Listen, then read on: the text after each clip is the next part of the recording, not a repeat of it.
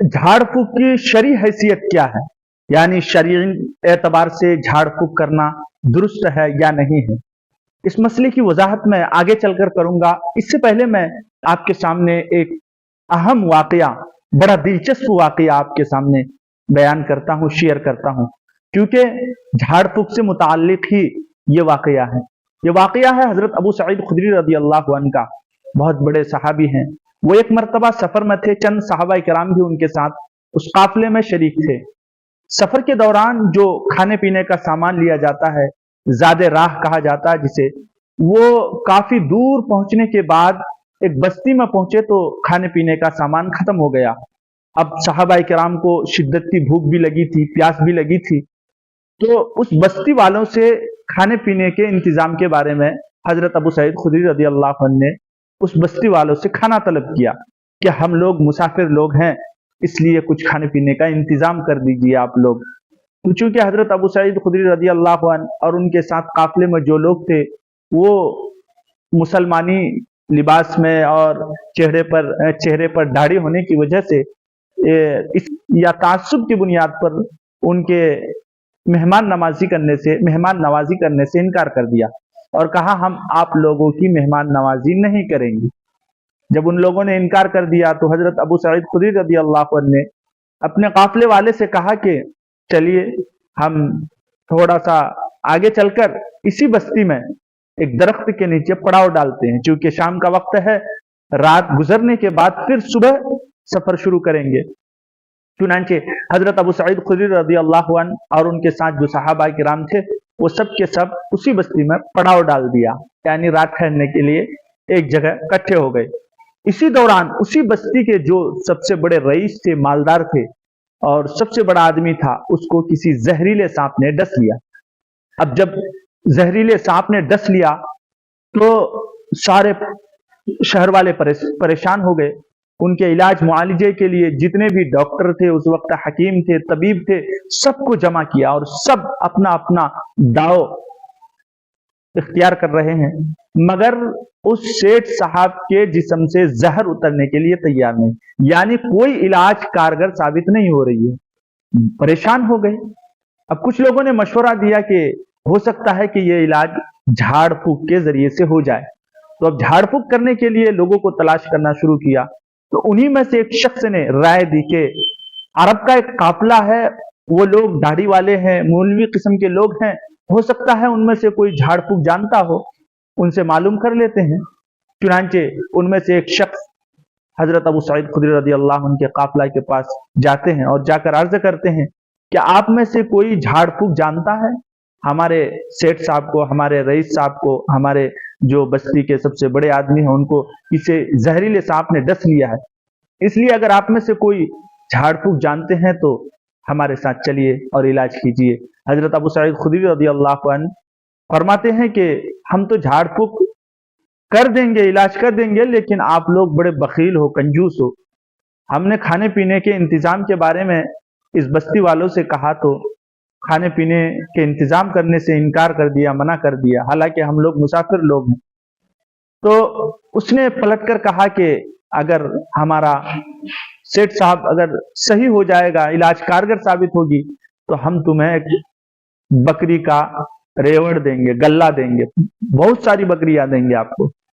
چنانچہ حضرت ابو سعید خدری رضی اللہ عنہ تیار ہو گئے۔ حضرت ابو سعید خدری رضی اللہ عنہ اپنا خود واقعہ بیان فرماتے ہیں کہ مجھے جھاڑ پھونک کا ایک حرف بھی نہیں آتا تھا کہ جھاڑ پھونک کیسے کیا جاتا ہے، کچھ بھی نہیں آتا تھا مطلب، لیکن میں اس یقین کے ساتھ آگے بڑھ گیا کہ اللہ کے کلام میں برکت ضرور ہوگی۔ اس یقین کے ساتھ وہ اس کے ساتھ ہو لیا، بستی میں پہنچے اور اس شخص کے پاس پہنچے جس کو سانپ نے ڈس لیا تھا۔ وہاں پہنچ کر حضرت ابو سعید خدری رضی اللہ عنہ سورہ فاتحہ پڑھ رہے ہیں اور پھونک رہے ہیں اس میں۔ حضرت ابو سعید خدری رضی اللہ عنہ فرماتے ہیں کہ میں سورہ فاتحہ پڑھتا رہا، پھونک مارتا رہا، پڑھتا رہا، پھونک مارتا رہا، پڑھتا رہا، پھونک مارتا رہا، حتیٰ کہ اس سے زہر اتر گیا۔ اب سارے بستی والے بڑے خوش ہوئے اور جس کا علاج کیا وہ بھی بہت خوش ہوئے۔ چنانچہ ان کو وعدے کے مطابق بکری کا ایک گلہ دے دیا گیا، یعنی بہت ساری بکری ان کو تحفے میں دے دیا گیا، انعام میں۔ बहरहाल हजरत अबू सईद खुदरी रजी अल्लाह अन्हु सारी बकरियां लेकर अपने काफले वाले के पास आए, और जब वहां पहुंचे तो हजरत अबू सईद खुदरी रजी अल्लाह अन्हु को एक मसला पेश आ गया कि इस तरह से हमने ये जो बकरी हासिल की है झाड़ फूक के जरिए से, ये हमारे लिए जायज है भी या नहीं, दुरुस्त है या भी नहीं, हलाल है भी या नहीं। तो अब जब सहाबा को कोई मसला, दीनी मसले के बारे में खलजान पैदा होता, जहनी खलजान या इश्काल पैदा होता, तो फौरन अल्लाह के नबी सल्लल्लाहु अलैहि वसल्लम से रुजू फरमाते। चुनांचे वो सारी बकरियां लेकर अल्लाह के नबी सल्लल्लाहु अलैहि वसल्लम की खिदमत में हाजिर होते हैं, अल्लाह के नबी से पूरा वाकया सुनाते हैं टू जेड कि हमने इस तरह से ये बकरियां हासिल की है, क्या हमारे लिए इस्तेमाल करना सही है, जायज है ये इस्तेमाल करना। अल्लाह के नबी सल्लल्लाहु अलैहि वसल्लम ने फरमाया हाँ तुम्हारे लिए जायज है, मगर ये तो बताओ, अल्लाह के नबी ने पूछा मगर ये तो बताओ कि तुम्हें कैसे मालूम हुआ कि सूरह फातिहा पढ़ने से जहर उतर जाएगा।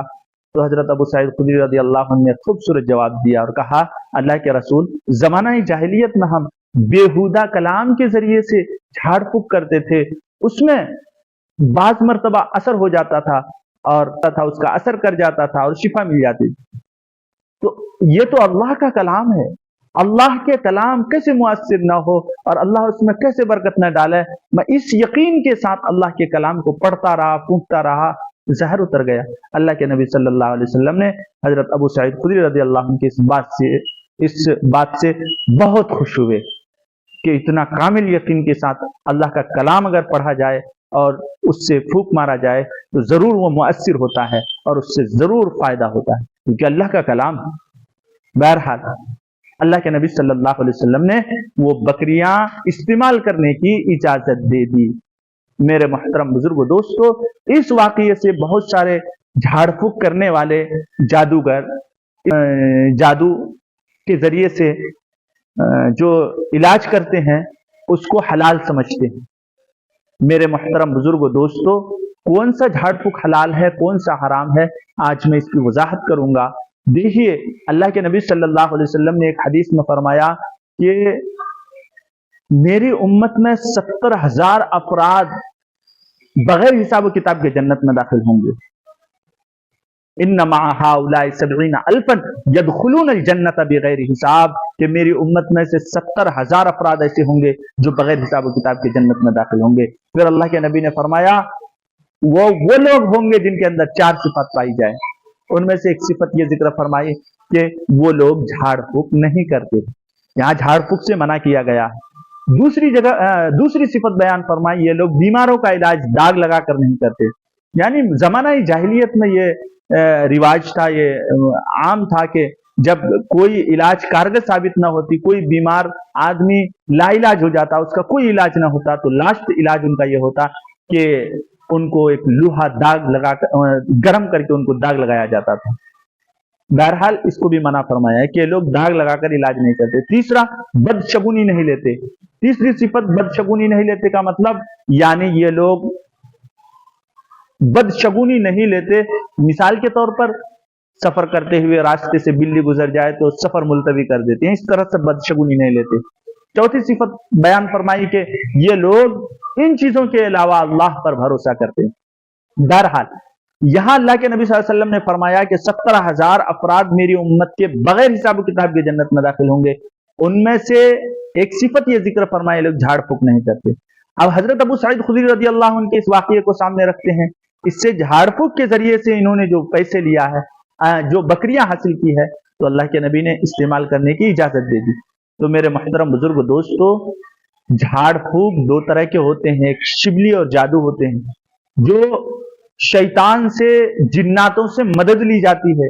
शैतान और जिन्नात उनकी गुलामी इस शर्त पर करते हैं कि उनको शिरकिया और कुफरिया अल्फाज कहलवाते हैं कि तुम अगर इस तरह शिरकिया कुफरिया अल्फाज कहोगे तो मैं तुम्हारा हर काम करने के लिए तैयार हूं।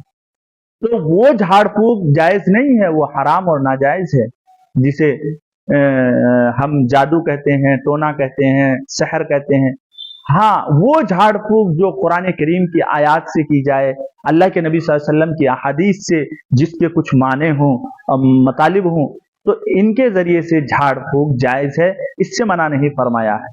अल्लाह के नबी सल्लल्लाहु अलैहि वसल्लम के अमल में, जिंदगी में, मामूलात में ये शामिल है। अल्लाह के नबी सल्लल्लाहु अलैहि वसल्लम जब बिस्तर पर सोने के लिए जाते तो कुल औज़ु बिरब्बिन नास, कुल औज़ु बिरब्बिल फलक, और एक रिवायत में कुल या अय्युहल काफिरून भी आता है कि ये सब पढ़कर हाथ में फूंक मारते और पूरे जिस्म पर फेर लिया करते थे। तो ये सूरतों के जरिए से झाड़ फूंक तो दुरुस्त है, बाकी शैतान से, जिन्नात से मदद लेना, उनके शिरकिया कुफरिया अल्फाज कहना या ऐसे अल्फाज के जरिए से झाड़ फूंक करना जिसके न माने हो, मतलब हो, मुबहम अल्फाज हो, उससे नाजायज और हराम है। बाकी इन चीजों से, कुरान करीम की आयात से, अहादीस से झाड़ फूंक शरई एतबार से जायज है। अगर मेरे चैनल में आप नए हैं तो सब्सक्राइब जरूर कर लें और वीडियो को लाइक करें, शेयर जरूर